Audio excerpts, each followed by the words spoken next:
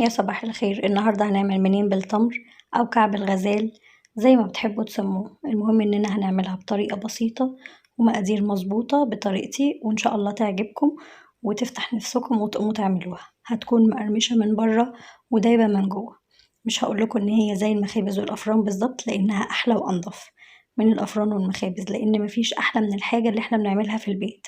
بنكون عاملينها على نظافة وضامنين الجودة بتاعتها كويس جدا، وعارفين إحنا عاملين إيه كويس في بيتنا. يعني أنا باشتريها وأنا باكلها باحس إن أنا بقرقش تراب كده، فاهميني؟ فمفيش أحلى ولا أجمل من الحاجة اللي بتتعمل في البيت. اللي ما يعرفنيش أو لسه بيتابعني جديد، أنا ريهام. هستنى منكم لايك وشير للفيديو ومتابعة عشان يوصلكم مني كل جديد. بصوا دي بقى أنا بسميها صوابع السعادة بالنسبة لي. هنعملها النهاردة بطريقتين في اللف، هتشوفوهم وإن شاء الله تعجبكم. يلا بينا نشوف عملناها ازاي. معانا معلقة صغيرة من الخميرة ممسوحة، عليها معلقتين صغيرين من السكر. هنحطهم في نص كوباية مية دافية وهنقلبهم كويس، وهنغطيها ونسيبها تشتغل معانا على جنب. هنا خلاص دابت كده، هنغطيها ونسيبها تشتغل. في بولة بقى معانا نص كيلو من الدقيق، عليه رشة ملح ومعلقة من القرفة ورشة من المحلب، والقرفة هتديها طعم وريحة خطيرة يا جماعة. لو بقى ضفنا لها ريحة كحك أو شمر ينسون مطحونين ولا سمسم، فإحنا كده بنحولها لقراقيش، مش منين خالص. يعني أنا آسفة لكل الحبايب اللي عملوها كده، فإحنا كده مش بنعمل منين، إحنا كده بنعمل قراقيش. هنضيف عليها كوباية من السمنة، مسخنينها مش دافية يعني مش سخنة. تقدروا تستخدموا السمنة نص سمنة ونص زيت، أو كوباية إلا ربع من السمنة وربع زيت. هنبتدي بقى في خطوة البس أو نغلف الدقيق كويس بالسمنة، ودي خطوة مهمة جدا جدا عشان بتوقف معانا تنشيط الجلوتين في الدقيق، عشان ما يطلعش معانا زي العيش اللي هو العرق بتاع الدقيق. يعني احنا كده بنعمله كنترول عشان يطلع معانا دايب في البق، فاهميني؟ بعد كده هنضيف الخميرة اللي اشتغلت معانا عندنا، وهنبدأ بقى نلم العجين.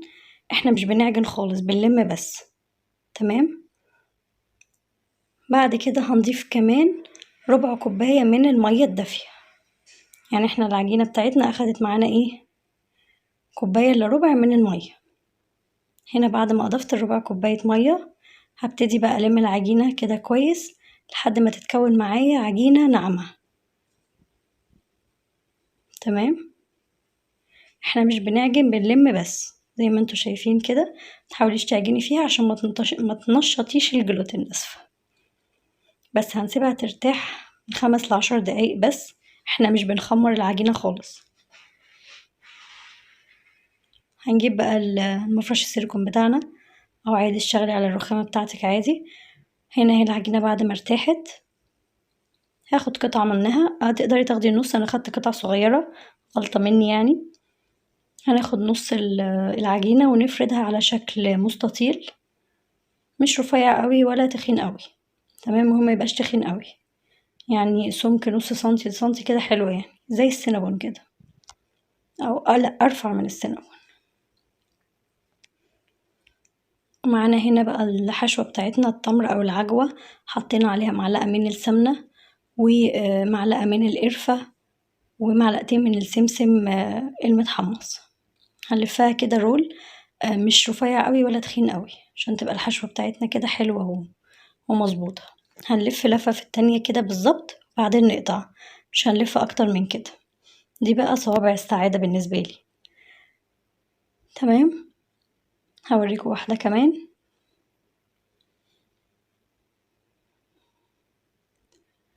زيادة نشيلها ونلف لفة، نضغط كده في التانية وبس.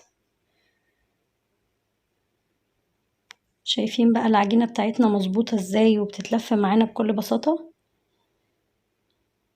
هنا كده احنا بنقول لها بننعم ايه الرول تحت ايدينا، بحيث ان التمر يتجانس مع العجينة. هنا النص التاني من العجينة برضو هلف كده رول كمان.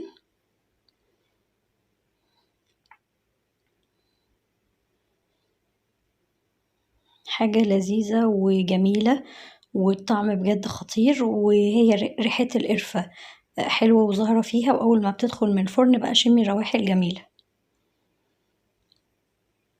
تاخديها بقى مع كوباية الشاي أو الشاي بلبن، فطار ليكي وللولاد بقى، ونقعد نسقسق كده، والجو ده محتاج الحاجات دي جدا يعني. بس نلفها كده زي ما انتوا شايفين. الجو برا قايم بطريقة رهيبة. يلا يا رب الشتا تيجي بقى ونخلص من الحر ده. هنا بقى هنعمل جزء زي القراقيش. هنفرد العجوة كده على قد حتة العجينة بتاعتنا. بس هنا كده هي محتاجة حتة كمان هكملها، وبعدين هلفها زي ما بنعمل القراقيش بالظبط اللي هي محشية عجوة، وهقطع بقى بالسكينة او بالسكراور بتاعتي كده، وهاخدها اظبطها وهلفها لفة كمان بحيث ان التمر يتجانس مع العجينة زي ما قلتلكم. مش هتبقى رول ولا حاجة، ما تقلقيش، هتشوفيها انها عاملة زي القراقيش بالظبط زي ما بنعملها في القراقيش. وده شكل تاني يعني لو مش حابة ان انت تعملي رولات كده صوابع رفيعة. ودي اخر قطعة بقى في العجين هنعملها الرول اللي هو المتعارف عليه المنين في الافران. نلفها رول كده، هتتلم معاكي العجينة بكل بساطة. احنا كده بقى بنعمل الرول تحت ايدينا بحيث ايه زي ما قلنا ان التمر يتجانس مع العجينة. الرول ده هيكبر دلوقتي كده شوية في اللف، وهيبقى كله فيه تمر، مش مفيش حتة مفيهاش تمر. بس هنا بقى هشيله على جنب. وهنا معايا كوباية من السمسم المتحمص، هضيف عليه معلقة من العسل الأسود ومعلقتين من المية وهقلبهم كويس. العسل الأسود هنا بيدي لون وطعم خطير. ممكن نستغنى عن العسل الأسود هندهن الوش بالمية أو بالحليب اللي يريحك ونرش عليه السمسم. بس العسل فعلا بيدي لون وطعم حلو قوي. اللي شاف الفيديو بتاع السميد كان تحفة، وأنا مبسوطة جدا جدا بتفاعل الناس مع الفيديو. بجد بجد مبسوطة. عدد المشاهدات بتاعته مش كتير، 12,000، بس بجد بجد أنا مبسوطة، وعدد المتابعين بيزيد بسبب الفيديو ده. فبجد شكرا ليكم وشكرا لمتابعيني من العراق الحلوين. شكرا لكل اللي بيشوف فيديوهاتي بجد وبيهتم بيها وبيعملي لايك أو اشتراك، فبجد شكرا ليكم. هنبتدي كده نقطعها قطع متساوية، يعني نحاول على قد ما نقدر نعملها كلها قد بعض. استنوا بقى الفيديو الجديد بتاع سلسلة المخبوزات. بصوا الشكل تحفة ازاي.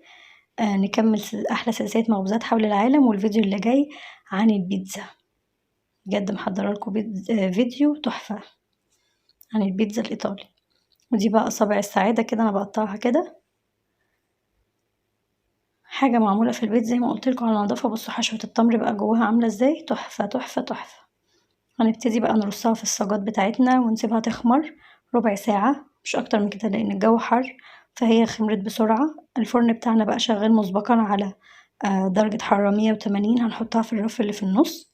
أول ما تاخد لون ذهبي من تحت نفتح الشواية، وبعدين نطلعها. بتكون لسه طرية شوية، وبعدين بتماسك مع نفسها شوية كويس قبل التقديم. نقدر بقى نفطر بيها مع كوباية شاي بلبن أو ساعة عصرية زي ما تحبوا. تطلع معاكم مقرمشة ودايبة من جوه لما تاكلوها كده، وحاجة معمولة في البيت على نظافة وضامنين ان احنا حاطين فيها ايه بالظبط. الولاد هيفرحوا بيها جدا. اللي ما يعرفنيش او لسه بيتابعني جديد، انا ريهام. هستنى تطبيقاتكم وتعليقاتكم، وما تنسوش اللايك والشير والاشتراك او المتابعة عشان يوصلكم مني كل جديد. وقولولي بتسموها ايه في بلدكم. انا اعرف ان هي في العراق اسمها كليجة، كليجة التمر. مش عارفة بنطقها صح ولا لا. يلا سلام.